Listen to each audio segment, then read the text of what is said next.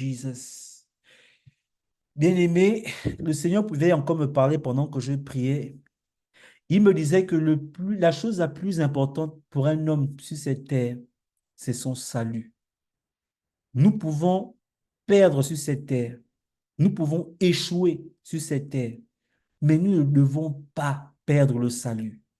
Le salut est la chose la plus, c'est le miracle le plus grand et la chose la plus importante pour toi et moi.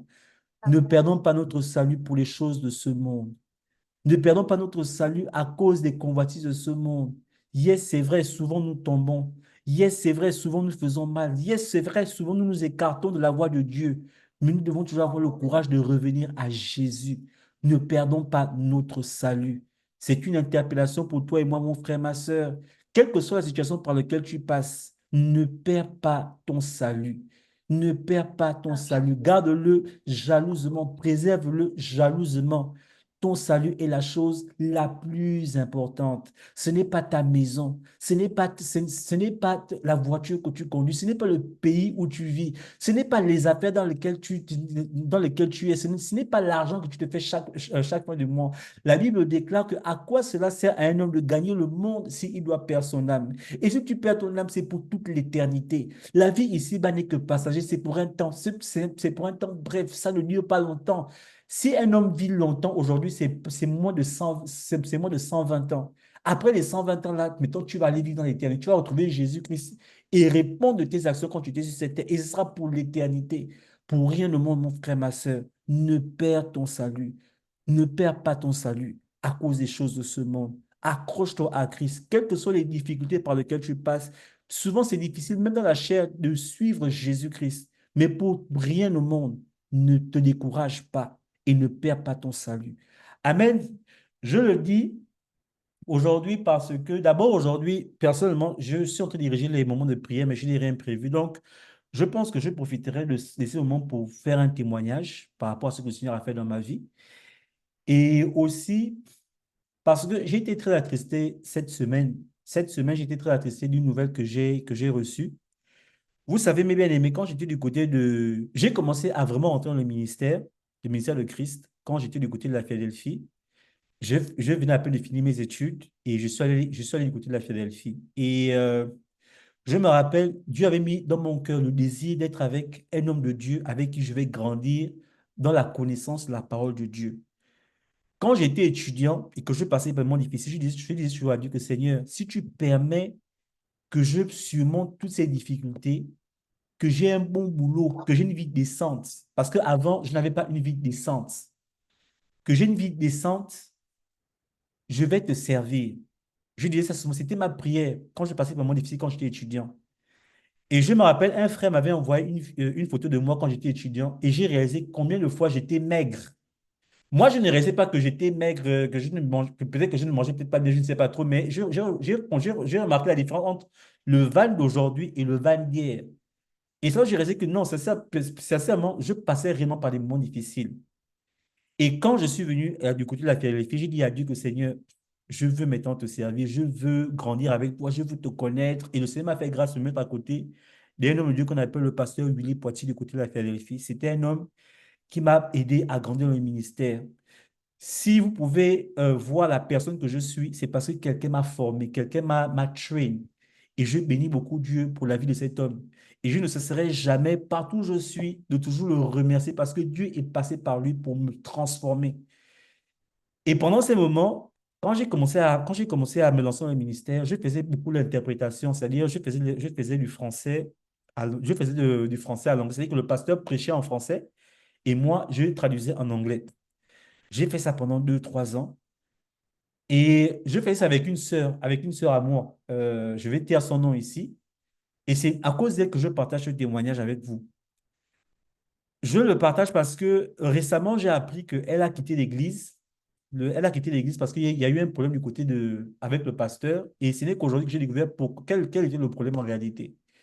Le problème, c'est que la sœur est tombée enceinte et que le pasteur lui a demandé que, bon, vu que tu es dans le ministère avec moi, c'est-à-dire que tu fais l'interprétation, tout le monde sait que tu sers le Seigneur à l'église, je veux que tu viennes au niveau de l'église et demander pardon par rapport à ce que tu as fait.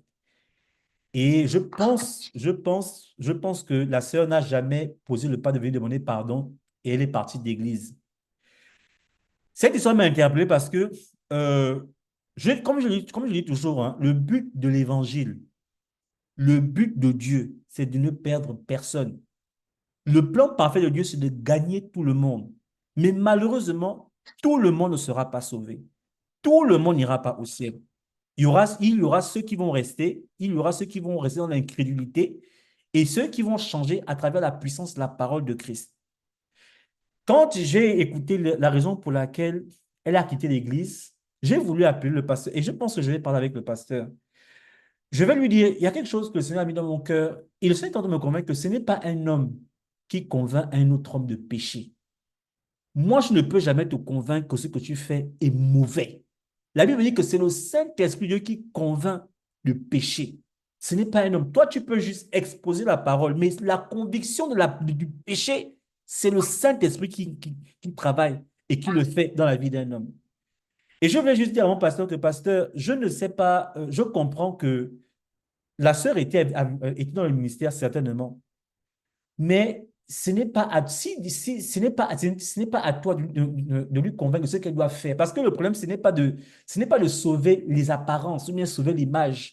Elle est tombée dans la fornication, elle a un enfant, maintenant elle vient demander pardon à l'église. Si elle ne s'est pas réellement réconciliée avec Dieu, ce sont des choses que tu fais facilement quand tu te réconcilies, quand tu demandes réellement pardon, quand tu confesses vraiment ton péché à Dieu, quand sincèrement quand le Saint-Esprit te convainc que ce que tu as fait est mal. Ça, ce sont des choses qui se font simplement et facilement.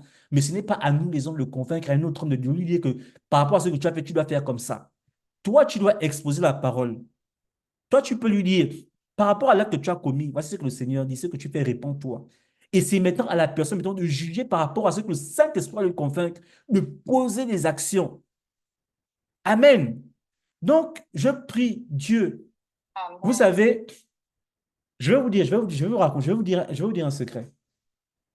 Quand j'étais plus jeune, je vais vous dire, je vais vous dire ce secret aujourd'hui. Quand j'étais plus jeune, j'ai connu ma première femme, j'avais 20 ans. La première fois que je suis tombé dans la fornication, j'avais 20 ans. Et quand je suis tombé dans la fornication, à 20 ans, je me rappelle, la nuit, quand je me suis endormi, j'ai fait des cauchemars. J'avais des cauchemars, je me sentais mal dans mon esprit, mal dans ma peau. Ce qui fait que le matin, à 6 heures, parce que à l'époque, quand j'allais brevet, il y avait des prêts de 6 heures. Je me sentais tellement mal que je dis que non, il faut que je parte, il faut que je parte confesser mon péché. Et c'est comme ça que je vais voir la femme de Dieu à 6 heures du matin. J'étais parti là-bas très tôt. 5h30, j'étais à l'église. La femme s'est posée la question, mais qu'est-ce qui se passe avec ce monsieur-ci? J'étais très jeune, j'ai dit, je suis venu la voir, j'ai dit que, ah maman, là où tu me vois là, je suis tombé dans la fornication, j'ai couché avec une femme. Et j'étais tourmenté toute la nuit. Elle a dit, ah mon fils, elle a commencé, elle m'a conseillé. Et puis elle m'a posé une question qui m'a fait rire. Elle m'a dit, c'était quand la dernière fois? J'ai dit que maman, c'est la première fois. J'ai dit que maman, c'est la première fois que je tombe dans la fornication parce que moi, malheureusement, j'avais une image comme à l'époque, là, nous, on aimait s'habiller, là, nous, on aimait le chaud, là, nous, moi, je suis quelqu'un de très chaud, hein. Donc, nous, on nous étiquetait. Donc, elle était tellement étonnée que, ah, donc, le frère qu'on voit là, en fait, lui, il n'est pas dans les femmes, en fait. C'est la première fois que, effectivement, je tombe là-dedans. Et elle m'a vu tourmenter, elle m'a vu jeter mal. Elle s'est rendue compte que non, effectivement, c'est peut-être la première fois, c'est vraiment la première fois que ce jeune homme tombe dans la fornication. Et j'ai demandé pardon. Je vous dis que ce n'est pas mon père, ni ma mère, ni quelqu'un, ni un pasteur. Personne ne m'a prêché l'évangile par rapport à l'acte que j'ai posé. Je savais que ce que j'ai fait, quand le Saint-Esprit te tourmente, quand le Saint-Esprit te parle, te promène, tu n'as pas besoin qu'on te dise quoi faire. Lui-même, il te convaincra de péché et des actions que tu dois poser par rapport à ce que tu as fait. C'est pour ça que je dis et je répète, et je pense, c'est peut-être une opinion, mais je pense que c'est le Saint-Esprit de Dieu. Parce que oui, tu peux aller à l'église. Moi, je connais beaucoup de cas comme ça. Entre vous, nous sommes à l'église, non? Entre jeunes, on se connaît. Moi, je connais des gens, quelqu'un, par exemple, quelqu'un, par exemple, qui prévoit, par exemple, avoir un enfant, et puis elle va demander pardon à l'église. Vous pensez que ça, c'est un pardon sincère. Si tu planifies, puis tu le fais, et puis tu vas demander pardon à l'église, et tu continues la fornication. Mais attends, la Bible dit qu'on ne se moque pas de Dieu. Donc, il faut laisser les gens avec le Saint-Esprit. C'est lui qui convainc, c'est lui qui change, c'est lui qui transforme, c'est lui qui parle. Tout ce que nous devons faire, nous, c'est juste exposer la parole. l'amour et la vérité de l'évangile. Et laisser le Saint-Esprit de Dieu convaincre qui que ce soit d'abandonner telle ou telle chose. Amen. Et c'est vraiment un encouragement que je vais vous donner à tous. Voici pourquoi la Bible déclare aussi que Dieu a retenu tous les hommes dans le péché afin que personne puisse ne puisse juger qui que ce soit. Et ceux qui le font sont des menteurs. Amen. Vous ne pouvez pas être plus que la parole, vous ne pouvez pas être plus sage que ce que Dieu dit dans sa parole. Apportons l'évangile. Laissons le Saint-Esprit transformer les cœurs des gens. Il n'y a que Dieu qui peut le faire. Et moi, ça m'a beaucoup fait parce qu'aujourd'hui, elle n'est plus dans l'église. Et je pense que ce sont des choses que je vois quand même assez courant des sœurs et des frères qui servent le Seigneur. Mais à cause de tel ou tel chose, moi, je pense toujours, et sincèrement, je ne pense pas que ce soit le péché qui peut empêcher quelqu'un de venir à l'église. Ça, c'est peut-être mon opinion, mais je ne le pense pas. Je ne pense pas que ce soit le péché qui peut t'empêcher de prier, de venir prier à Dieu. Parce que si tu viens à prier, tu vas faire quoi? Tu vas t'endurcir dans ce que tu fais. Au moins, quand tu viens à la prière, au moins, quand tu continues de t'approcher à Dieu malgré le péché, au fur et à mesure, ça va te quitter. Parce que la parole de Dieu a une puissance.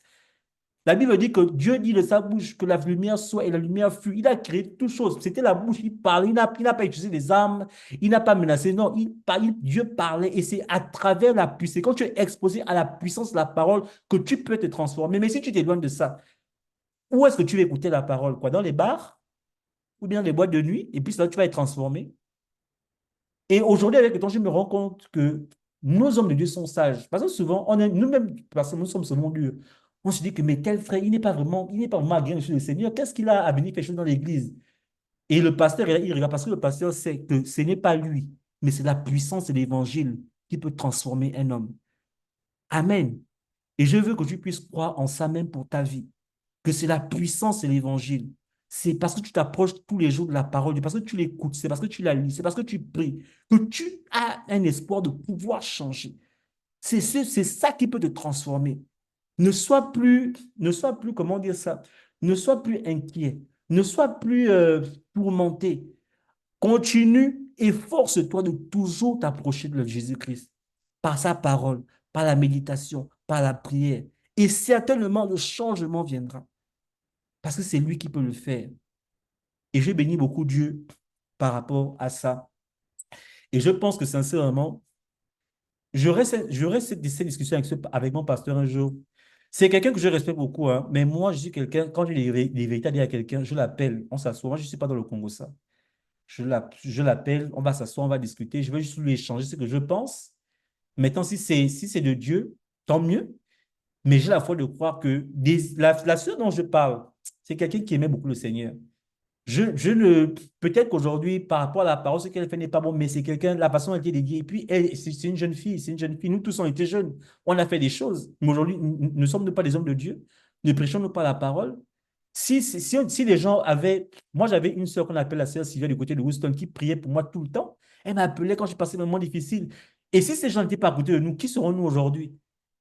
Qui serons-nous aujourd'hui? Donc, pourquoi le faire contre d'autres personnes? Nous devons toujours apporter l'évangile, même à ceux qui sont faibles. Parce que ceux-là, souvent, ils peuvent nous surprendre demain. Amen. Paul était celui qui tuait les disciples dans la Bible. Mais après, c'est devenu le numéro un. Pour moi, hein, c'est le numéro un des disciples, des apôtres dans la Bible. Pour moi, c'est Paul. Mais c'était un meurtrier. Donc, qu'est-ce que Dieu ne peut pas faire dans ta vie? Qu'est-ce que tu crois que tu fais dans ta vie que Dieu ne peut pas transformer, Dieu ne peut pas changer? Amen. Donc, nous allons prier ce soir que vraiment, que la puissance de l'évangile de Christ change notre vie, change nos mœurs, change notre façon de marcher avec lui, nous donne la force par rapport à il y a des zones, donc il y a encore des zones où nous comment dire ça en français, où nous débattons encore, où nous battons encore pour voir la lumière de Jésus. Nous allons prier que Seigneur, viens imposer ta lumière, aide-moi à marcher selon l'évangile, parce que tant que nous serons sur cette terre, nous serons toujours au combat contre cette chair. Et seul Christ, par sa puissance et par le Saint-Esprit, peut nous donner la victoire par rapport à ces choses. Alléluia, élève ta voix et prie. Oh, Father, I pray to you, Jesus Christ, so that you can give me the strength to overcome the flesh. Help me, oh Lord Jesus Christ, oh Jesus Christ, to work the way you want me to work, Father God. May you come into my life and put the light that comes